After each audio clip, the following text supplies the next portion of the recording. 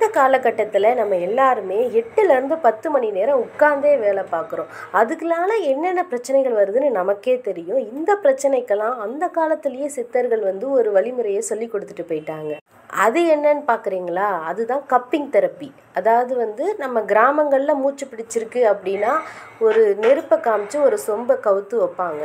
அதுதான் இப்போ லேட்டஸ்ட்டாக மருவி கப்பிங் தெரப்பின்னு எல்லாருமே பண்ணிகிட்டு இருக்காங்க. யாரெல்லாம் இந்த கப்பிங் தெரப்பி எடுக்கலாம் அப்படின்னு கேட்குறீங்கன்னா, பேக் பெயின் இருக்கிறவங்களுக்கு ஒரு நல்ல ஒரு சொல்யூஷனாக இருக்கும் இந்த கப்பிங் தெரப்பி. மூச்சு பிடிப்புக்கு இந்த கப்பிங் தெரப்பி யூஸ் ஆகும். தசை இறுகின தசைக்கு இது யூஸ் ஆகும். உட்காந்தே 8 மணி நேரம் நம்ம வேலை செய்யும் பொழுது ஷோல்டர் கழுத்துக்கிட்டலாம் நமக்கு ஒரு இறுக்கமான தசை உண்டாகும். அந்த தசையெல்லாம் ஃப்ரீ ஆக்கிறதுக்கு இந்த கப்பிங் தெரப்பி நம்ம யூஸ் பண்ணலாம். ஹோல் பாடி பெயினுக்குமே இந்த கப்பிங் தெரப்பி ஒரு பெஸ்ட்டு சொல்யூஷனாக இருக்குங்க. இந்த கப்பிங் தெரப்பியில் நிறைய வெரைட்டிஸ் இருக்குது. ஹிஜாமா கப்பிங், ஃபயர் கப்பிங், ஏர் கப்பிங் அப்படின்னு. நம்ம உடலில் உள்ள டாக்ஸின்ஸை பொறுத்து அந்த கப்பிங் வைக்கிற இடம் கலர் சேஞ்ச் ஆகும். டார்க் பிங்காகவும் வெளிர் நிறமாகவும் மாறும்.